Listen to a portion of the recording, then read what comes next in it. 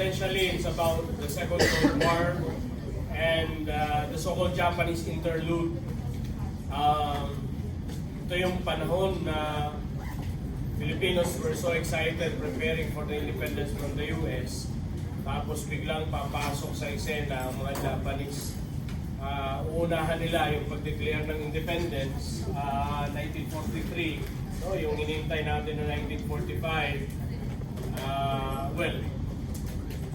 Thinking that Japan will gain yung support ng mga Filipinos.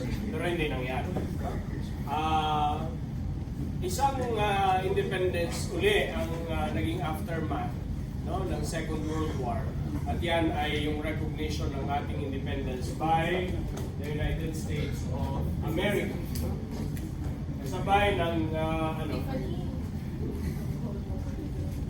ng Independence Day Proclamation was the inauguration of the Third Philippine Republic. So meron tayong tatlong republika, technically. Kasabay din itong tatlong republika na ito, yung three Independence Days Proclamation. Independence Day Proclamation. The First Philippine Republic under Aguinaldo was a product of the Declaration of Independence of June 12, 1898.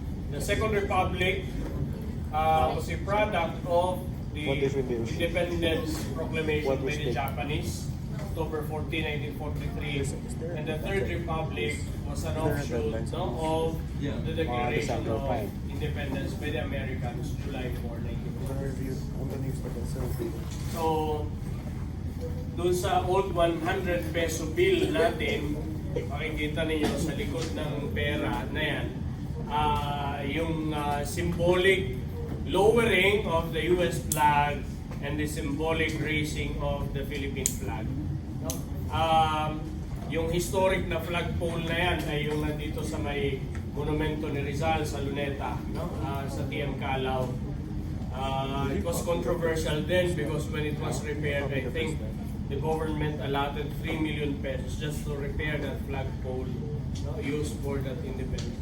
Well, katulad din yan nung kaldero ngayon na pinag-aawayan nila sa SEA Games. Anyway, but the flagpole is more historic compared to this control that they will use in the torch lighting. Now, ano yung nangyari noong Third Philippine Republic? Well, symbolically, we regained Malacanang. Kaya rin doon sa 20 peso bill natin, nandun yung image ng Malacanang. Ibig sabihin, kukunin natin bilang mga Pinoy yung kapangyarihan, yung poder mula sa mga colonizers na. Part of that independence ay yung governance ng mga Pinoy by virtue of yung mandate na ibinigay ng Constitution ng 1935 pa rin. So, karon ng pagpili, sino yung magiging unang presidente ng Third Republic, and it was Rojas, Manuel Rojas. Remember, sila yung mga key players as early as 1907, 1916, sila yung key players sa Philippine politics. So, nandito sila, patay na si Quezon. Serious Mena lost. And now you have Rojas. The term of office, the tenure of Philippine president based on the 1935 Constitution is 4 years only. Rojas served from 46 to 48, so barely 2 years yung kanyang bakit hindi niya natapos. He died while in office. Nag-deliver siya ng speech sa Clarkville sa Pampanga, and after that nagkaroon siya ng heart attack. So he died. Bakit ba hindi ka magkakaroon ng heart attack? Yung panahon ni Rojas is the most problematic part nandun sa period ng transition. Ano yung transition? We have to reconstruct everything from scratch. Walang records yung gobyerno, sino yung mga empleyado ng gobyerno, magkano yung kanilang salary, magkano yung kanilang rank, because offices were burned, no? During the war. Walang record yung mga schools, walang record kahit yung ating history ay yung mga proofs, no? Yung mga documents, marami ang nasira. Practically, you have to reconstruct everything. Sira ang bridges, sira ang mga government buildings, sira ang mga schools. The period of reconstruction. Pero kanino tayo pwedeng mag-rely? Ang nakikita pa rin, no, ni Rojas at the time, US. Pero yung US, they are willing to lend us money provided that we allow them to operate their military bases here in the Philippines, provided that we allow them not to exploit our natural resources through the parity rights. Kaya ito yung mga unequal treaties, unequal agreement, yung favorable for the US but disadvantageous for the Filipinos. Halimbawa, yung parity rights. Pareho tayong inaalaw, no? Pinoys and Americans, you can also invest, no, in the US. Kaya lang, sino ang may pera after the war? Yung mga Amerikano, wala mang pera yung mga Pinoy. Even our tycoons suffered heavily. Yung mga na-damage yung kanilang mga properties, yung kanilang mga businesses. Ganon din yung military bases. Americans were allowed to operate the military base in Clark, Subic, and Sangley Point in Cavite. Kaya lang, once the Americans are inside the base, they are not subject to Philippine law. May nagpatay sila sa labas ng base, pagpasok nila doon sa loob ng military base ng Amerika, hindi na sila pwedeng persecute. Ganyan yung inspiration doon sa pelikula ni Nora Honor na tawag dito, minsan isang gamo-gamo. Natatanda niyo yung famous lines ni Nora Honor dyan sa pelikulang yan, my brother is not a pig. Doon ang galing yun. Well, nabaril yung kapatid ni Nora Honor sa isang base, sa isang military base ng Amerika, kaparit Amerikano.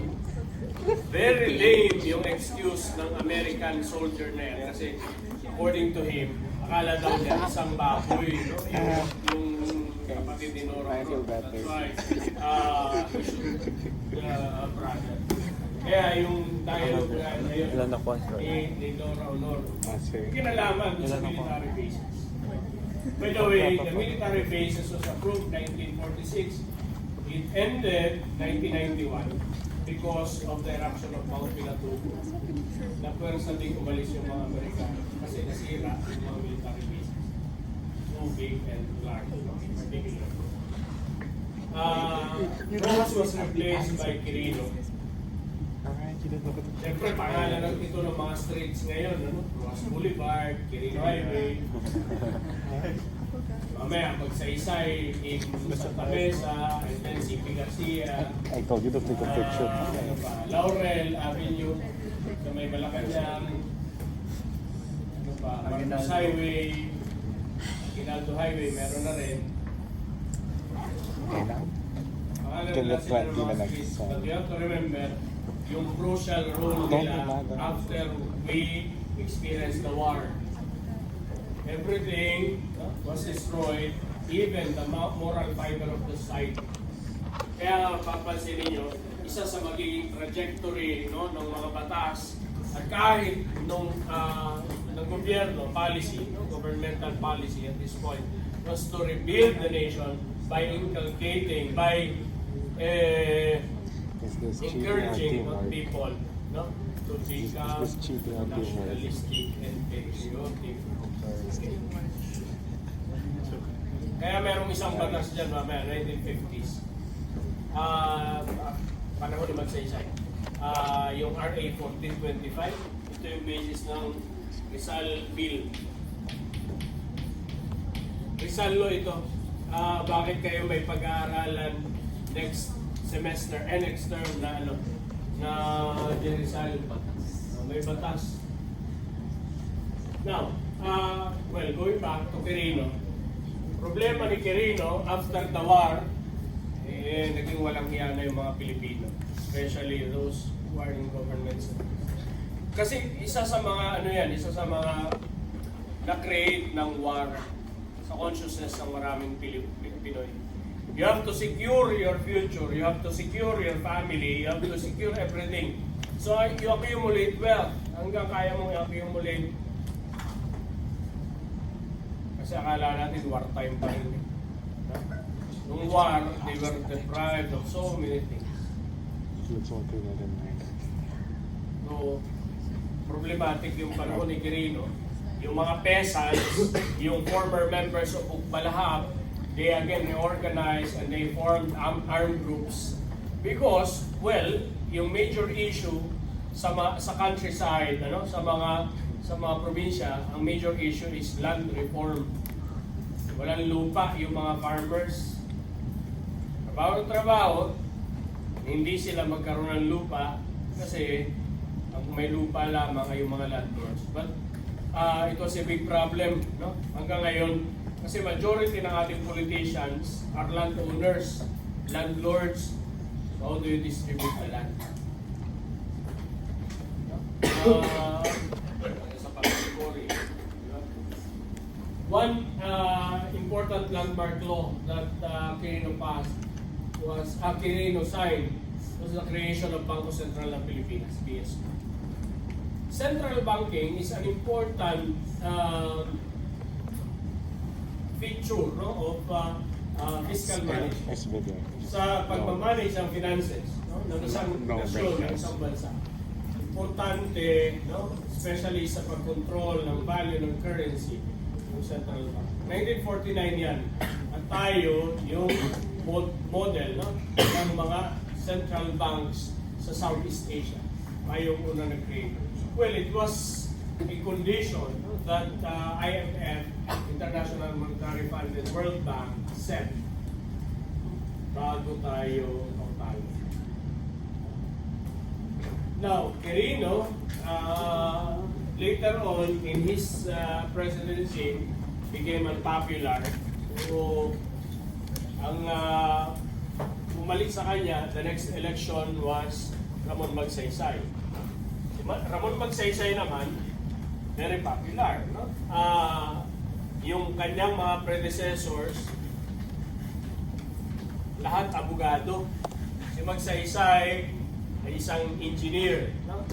Siya isang engineer. So first time na-break yung tradition ng mga lawyers in Philippine presidency.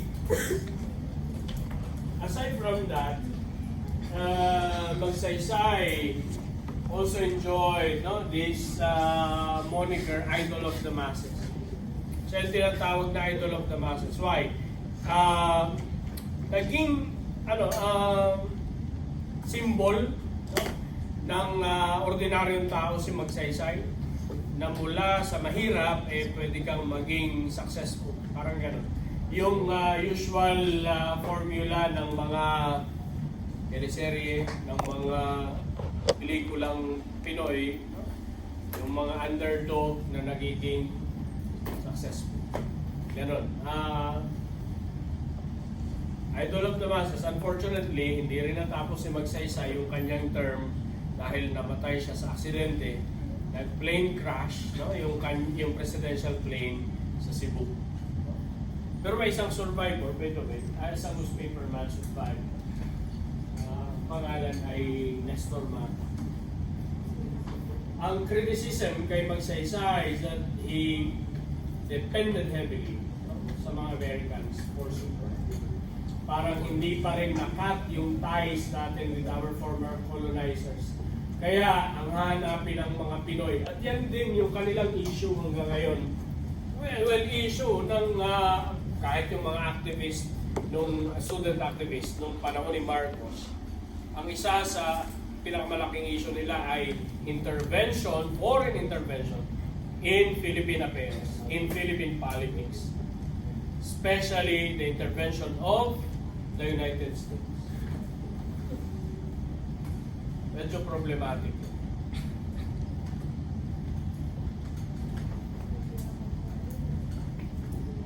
Quirino Magsaysay, no, was succeeded by his Vice President, Carlos Garcia. CP Garcia, kabaliktaran siya ni Magsaysay. Yung si Magsaysay na-enjoy yung support ng mga ordinaryong tao, si Garcia, he did not enjoy naman the support of capitalists. Why? Because Garcia, in his 4-year term, no, implemented the Filipino First policy. Anong gusto niyang gawin dito? To encourage local capital, to encourage local businesses to grow. All Pinoy businesses. Kaya rin nagkaroon tayo ng sariling brand natin ng cola, hindi Coca-Cola. RC. Nagkaroon tayo ng sariling brand natin ng shoes, yung mga ganyan, ano? And then yung mga household industries, cottage industries, developed at this time. Kaya lang, syempre, maraming nagalit kay Garcia sapagkat yung mga foreign investors hindi na-encourage, hindi binigyan, no, ng time para mag-develop ng kanilang investments.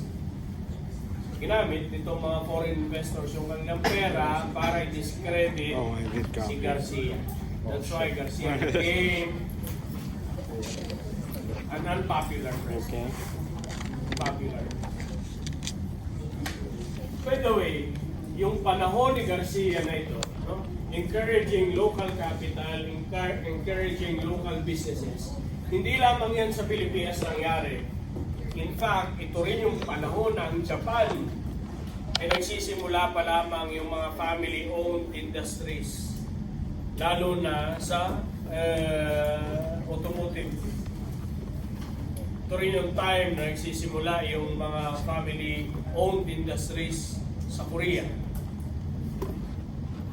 Unfortunately, Pilipinas laging heavily dependent sa foreign capital. Hindi tayo nakapag-develop. Hanggang ngayon, yan isang challenge ko lagi sa mga estudyante. Hanggang ngayon, wala tayong nade-develop na sarili nating sasakyan na from scratch ginawa din sa Pilipinas. Karamihan sa mga auto na nandito ina-assemble lang. Wala talaga yung tayo mismo yung gawa. But imagine, kayang gawin ng Japan, kayang gawin ng Korea. Hindi. China nga, ang dami na nilang mga brands, di ba? Unfortunately, hindi pa magawa ng mga challenge ko yan sa mga estudyante ko, lalo na yung mga taga-engineering, na wag lamang sila makontento doon sa parang mga yung sasakyan na yun, yung mga solar nila dyan. Solar car, isa lamang naman pasahero, tapos ang laki-laki. Dapat marami pwede sumakay. Anyway, Macapagal was the next president. Macapagal, natuto siya dun sa real game ng politics sa Pilipinas. Kailangan kunin mo yung support ng ordinaryong tao. Kailangan ipakita mo na ikaw ay masa or makamasa. Kaya nga, papansin ninyo, yung mga Filipino politicians, during campaigns, di ba? Kinakarga yung mga batang uhugin, pinapakain yung mga pobre, etc. Strategy yan, no? That's a trapo strategy, traditional politician strategy. Naging successful kay Macapagal, kay Magsaysay, ginamit ni Macapagal, and he was also successful. Macapagal labeled himself, portrayed himself as the poor boy from Lubao, Pampanga. Well, he was really poor. When he was just starting, ang nanay ay labandera, ang tatay ay isang ordinary daily wage earner. Nakapag-aral lamang siya hanggang naging lawyer because of the support of a philanthropist, a Kapampangan philanthropist, si Don Honorio Ventura. At eventually, hindi lamang naging lawyer, top-notcher pa ng bar, at naging Doctor of Economics. Nagkaroon ng PhD in Economics from USD. Anong ginawa ni Macapagal? Well, isa sa mga highlight ng kanya administration ay para i-rekindle yung nationalism sa mga Pinoy. Nilipat, ni-revert yung celebration ng independence from July 4, ginawa ni Macapagal na June 12 ulit. This is also his tribute to Aguinaldo, who was still alive during that time. Aguinaldo was already 80 plus years old, late 80s. When Macapagal transferred the celebration of independence. Next. My Si favorite. Marcos, nakita rin niya kung paano pwedeng gamitin yung popularity.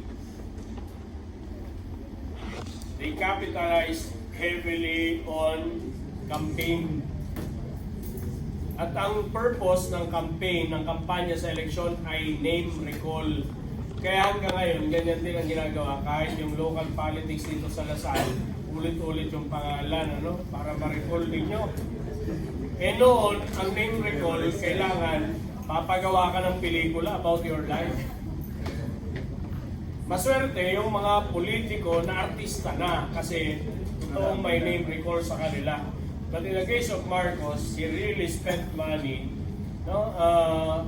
producing a film about his life and about his exploits, allegedly as Second World War veteran or fighter.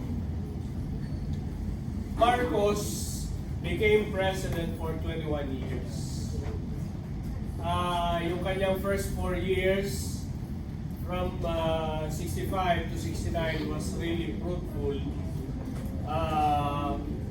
Introduced the concept of yung kanyang promise sa kanyang State of the Nation sa kanyang inaugural speech. He promised that the Philippines will be a great nation again.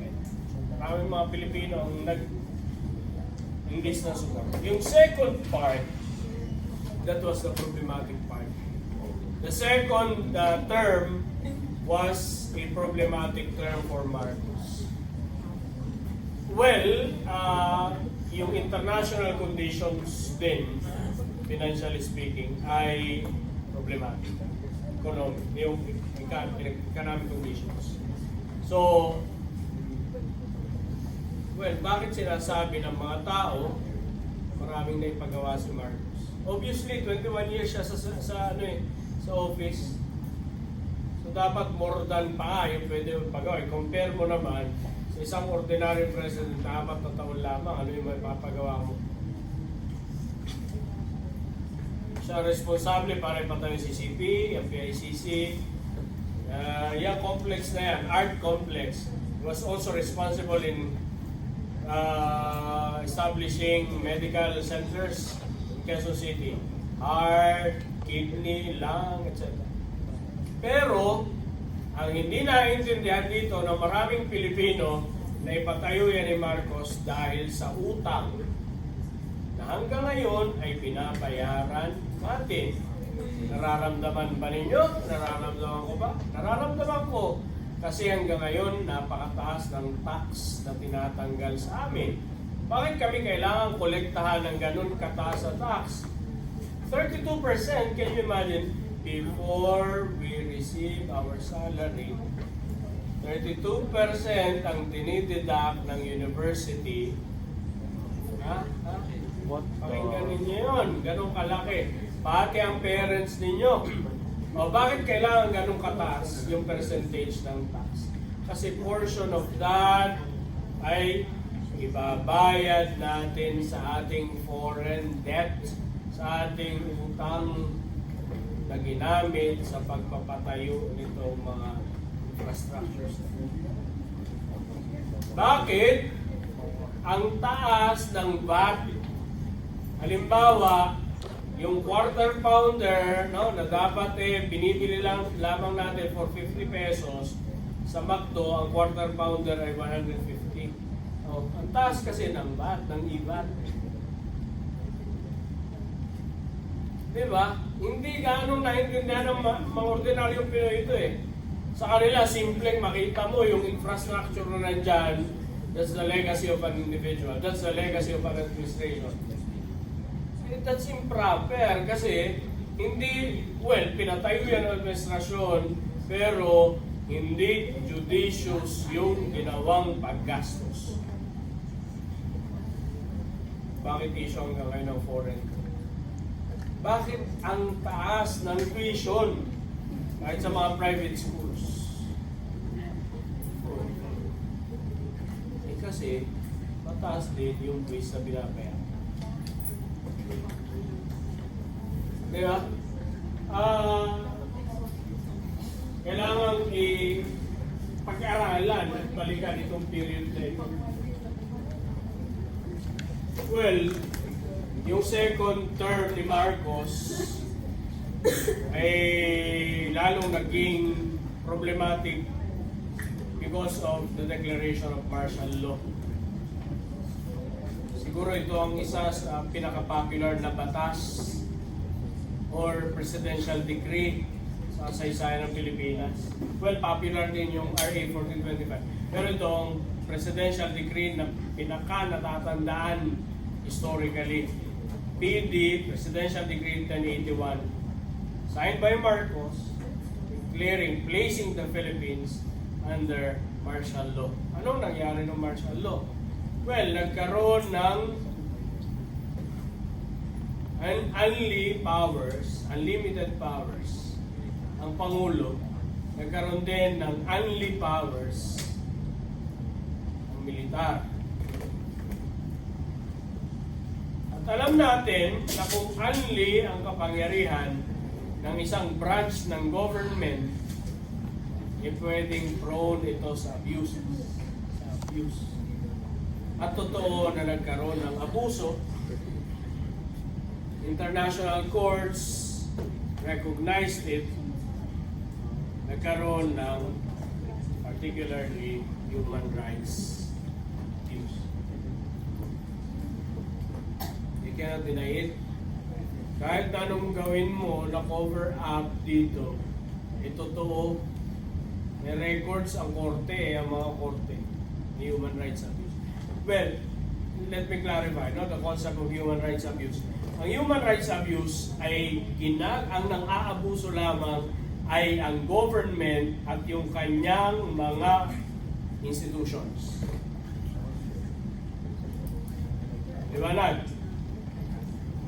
Huwag mong ireklamo ng human rights abuse, you cannot complain, no, na human rights abuse yung ginagawa ng kapitbahay mo na nagbibideo okay hanggang 4 a.m. Hindi yun human rights abuse. That's plain and simple crime. Krimen yun.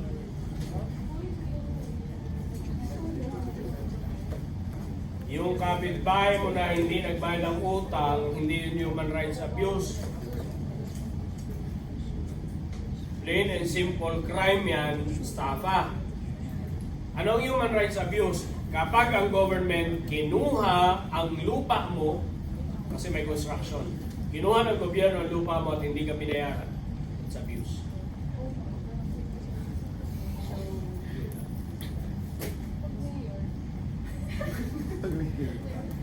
Abuse yun. Basta ginamit niya yung kapangyarihan niya at para sa advantage ng gobyerno. Now, so, yung time ni Marcos, last term ni Marcos, ito yung panahon din ng pagtaas ng incidence ng poverty.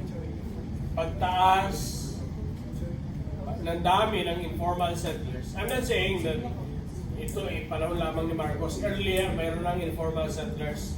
Marami ng pobre sa Pilipinas, earlier pa. Kaya lang, mas na-highlight, especially dahil nakita ng taong bayan ng disparity, yung pagkakaiba sa lifestyle ng mayaman at sa lifestyle ng mahirap. Kaya yan din ang isa sa magiging motivation ng mga estudyante, student activists, who will later on participate in radical groups, particularly yung mga communist groups. Sa Mindanao, kikita rin natin, no, yung activism ng mga Muslim who wanted to separate from the Republic of the Philippines. At hanggang ngayon, ganyan yung kanilang gustong gawin. They will establish their own republic. Which is, well, hindi at papayagan ng Pilipinas. Eh, ganyan din yung nangyayari ngayon sa Hong Kong. Separation from China. Di ba? Taga Hong Kong kayo, di ba? Saan kayo? Mainland. So, we will not allow Hong Kong, no, to separate from the mainland. Hong Kong is not a country. Payagan nyo na, allow them. Silent na lang ako. Maliit lang naman ang Hong Kong. Anyway, you have more resources in the mainland. Favorite country mo. Ay, nabasa niyo. Gabi sinabi ko sa akin. Ay, Okay. Ayan, nagkaroon ng radicalization. Particularly, yung mga university students. Bakit university students? Siyempre, sila yung exposed, no, doon sa mga academic discussions. Sila yung exposed sa mga books. Sila yung exposed sa mga lectures. Kaya yung mga universities, including Lasal, ay naging hotbed ng radicalization ng mga ordinaryong estudyante. Well, tandaan ninyo na yung 70s naman talaga ay generation ng mga rebellious students. Rebellious sa kanilang parents, masyadong pakilamera ang mga magulang. Rebellious sa gobyerno kasi pakialamero din ang gobyerno. Rebellious doon sa mainstream culture. Ito yung panahon na mga long hair yung mga lalaki, yung mga babae naka miniskirt, no? At naka stiletto.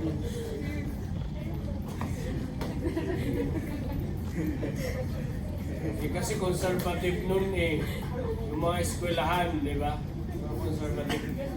Tapos, nakapasok pa at binasa nila, nireactivate nila yung mga ideologies like communism. The new Communist Party, dalawa yung Communist Party natin, 1929 yung first, 1930 yung first, 1968 yung second. Ito yung ngayon, no? Kay Joe Masiso. At ito yung kinakausap ng gobyerno ni Duterte. Kinakausap minsan hindi niya kinakausap at inumura niya. Yung Communist Party din. Well, Joe Masison was a former literature professor at the University of the Philippines. Ito naman yung MLF, Moro National Liberation Front. Isa sa pinakamalaking organisasyon ng mga Muslim. 1986 yung isa pang grupo, yung MILF naman, 1986. Okay ba yun?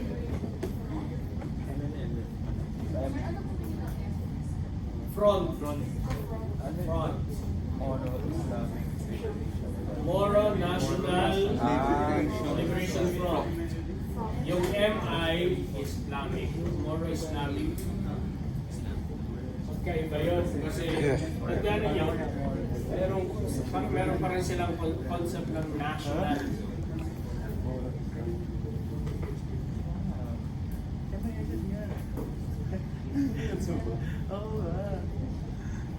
Ito yung mga student activists. 1970s, the first is very historic. Hindi ko lang makita yung isang footage. Merong protest rally February of 1970 na nanggaling sa Lasal, isa sa pinakamalaking contingent. Actually, yung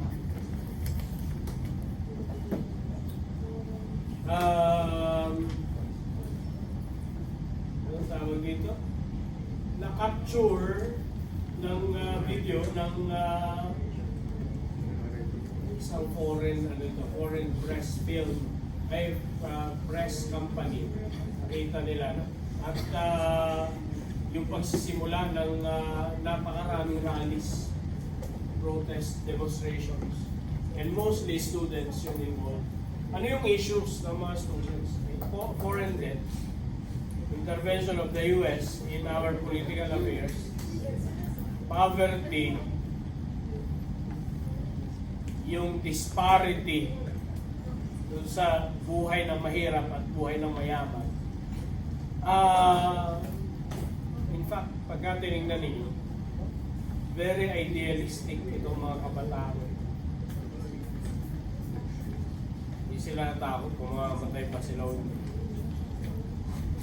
Basta ang ano nila, ang thinking at the time is they join these movements to serve the people, to serve the ordinary Filipinos, and to prepare the next generation. It's not for them, it's not for their generation, but it's for the succeeding generations.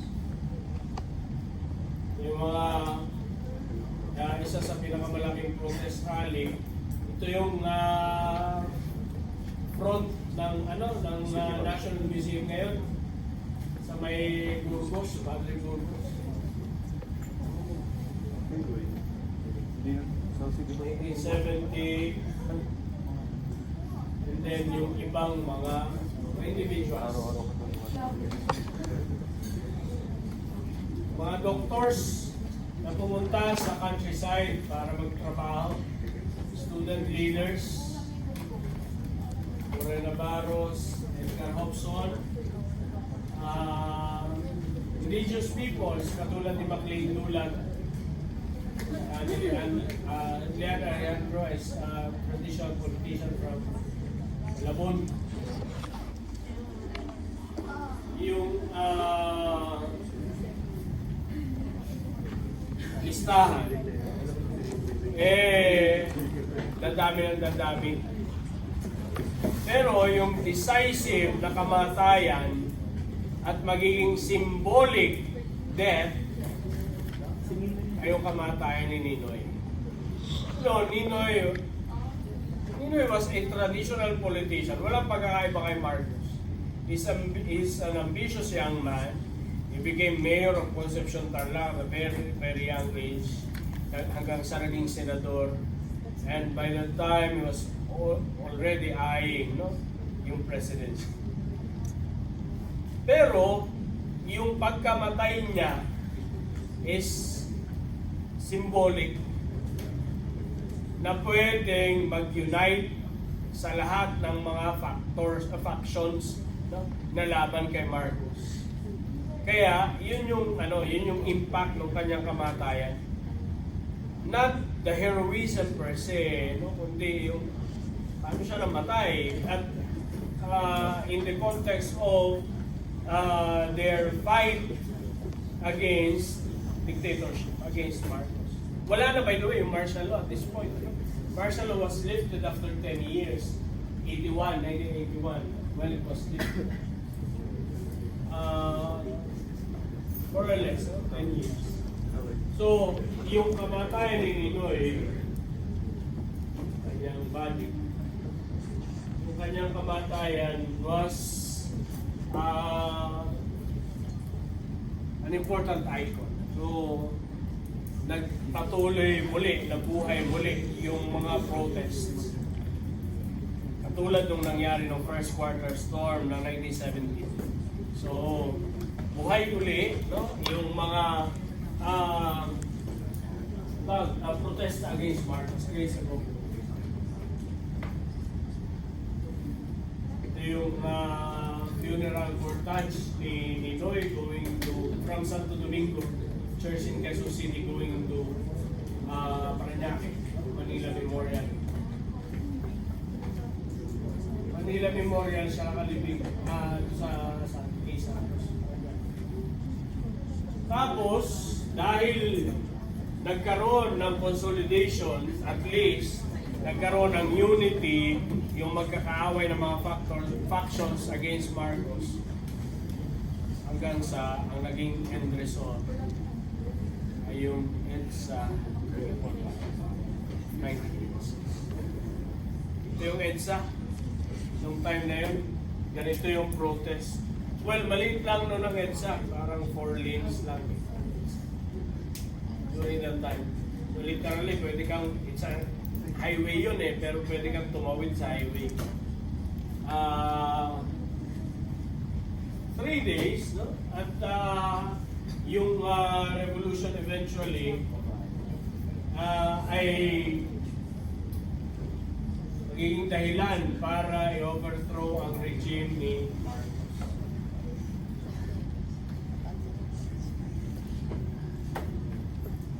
This is MILF, Moro Islamic Liberation. Bakit ba nagsusulat ako? Now, yung people power catapulted Cory Aquino to power. Si Cory Aquino, well, very unfortunate, ano? Kasi, bakit? Yung revolution ng EDSA, practically, dapat ito ay isa sa mga magiging importanteng simbolo ng Pilipinas. Naging idolo tayo ng mundo. Bloodless revolution. Ang problema natin, hindi natin napanindigan yung revolution na yon. Kasi hindi natin natutunan kay Andres Bonifacio yung earlier agenda. Hindi lamang dapat matapos sa revolusyon ang lahat. Kailangan magkaroon din ng internal revolution, internal change, reform ng ating mga sarili. Kasi naging successful ka in deposing a dictator. Naging successful ka in overthrowing an abusive regime. Pero problema, hindi mo naman binago yung sarili mo. So pareho pa rin, papasok pa rin yung same issues ng corruption, ng greed, betrayal, etc. So, cycle, paulit-ulit na cycle. Walang bumabalik kay Andres Bonifacio. Doon sa basic ideas ni Andres Bonifacio. Reform ourselves while we are fighting our enemy. Panahon ni Cory, nagkaroon ng napakaraming mga problems uli. Primarily, may kinalaman sa mga landless farmers. Kaya nagkaroon ng Mendiola Massacre during her tenure in 1987. Mendiola, ito yung famous bridge dyan, malapit sa Malacanang. At problema din sa panahon ni Cory, yung natural calamities. Hindi, buhay na ba kayo noong 1990? Nakakaya? Ha? 2000 I'm alive. Hindi pa rin yun. I've been Ito there. yung napakalaki. Well, sa generation ninyo, siyempre, inabot nyo yung Ondoy, inabot nyo yung Hayat, yung Ilanda. Pero, 1990s, Actually, I'm from 1800s. An earthquake that damaged key cities in the north, Baguio, Dagupan, tapos yung Cabanatuan, pakalakas. No. Ang isa pang natural calamity was I was just writing stuff I explained midway. Yung 1992 footage ay nakukuha ng larawan. Habang paalis, no? Yung yung jeep ng mga photographers, kinukuha nila yung ito yung ash fall, ano? Ash from the eruption of the volcano. Tapos, pagbagsak niya sa lupa, nung ash, at sumama sa tubig, yun yung nagiging lahar. Kaya merong mga lahar deposits sa Pampanga at saka sa Zambales.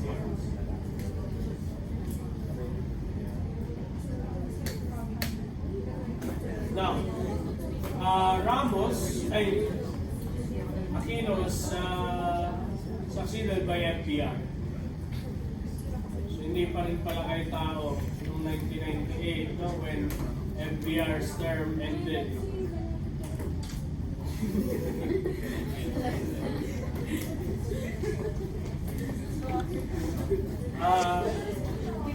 Yung key ideas ni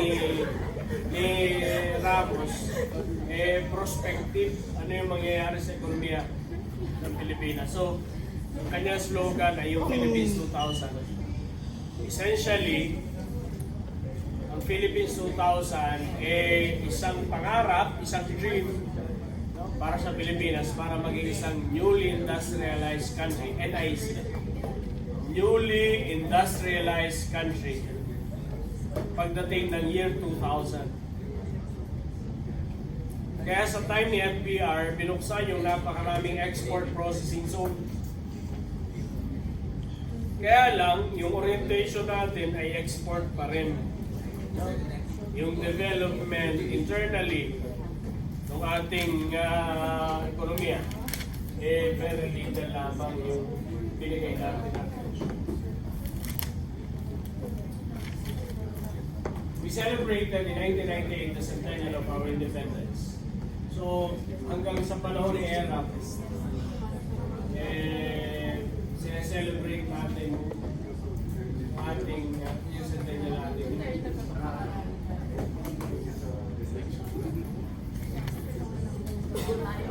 Well, si ERAP, after magsaysay, siya yung pinaka-popular na president. After ERAP, si Duterte na. Yung pinaka-popular na president in terms of number of votes. Pero, hindi natapos sa ERAP yung 6-year term because of some scandals that Hirap. Sa hirap. is Hirap pa sa'yo.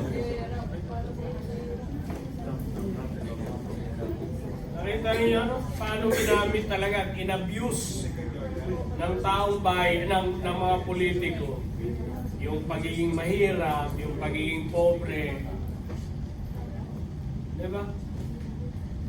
Of course. Pero ang taong bayan naman hindi bobo.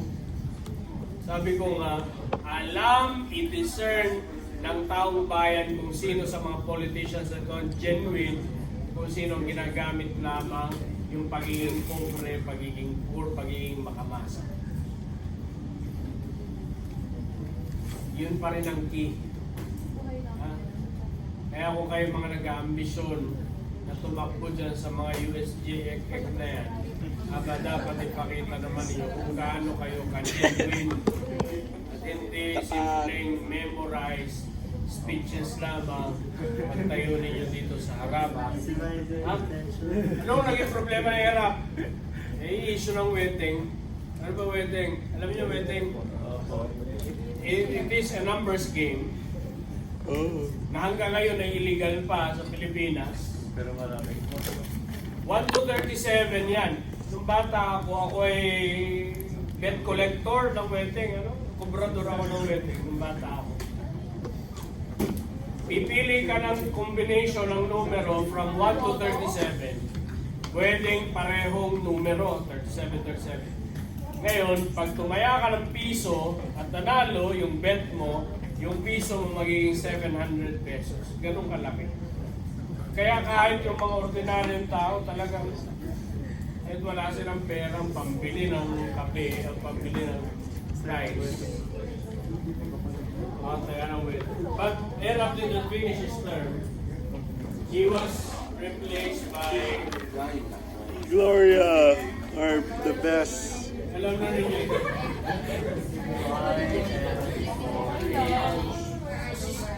Ano, right? No. Ano gagawin nyo? Walang oras. I will only allow you if you do not use your memorized speeches. Just present yourself here kung sino kayo and to vote for you because you are capable of helping them uplift their lives. And you deliver your speech in Filipino. Yes! Your vote na sa dulo, kaya nila.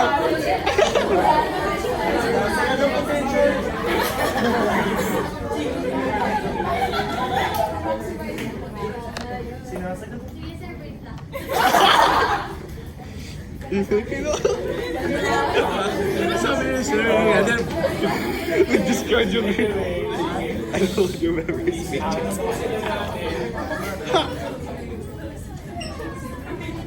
We love you, Royal. Sorry ng lola nyo sa What? Huh? What? What did you just say? Yung next part, huwag na natin pag-usapan. Noy and Yeah. Digo. It's up to you to discern and to evaluate. So we end our discussion here. We end our one-term discussion of Philippine history here. Tapos.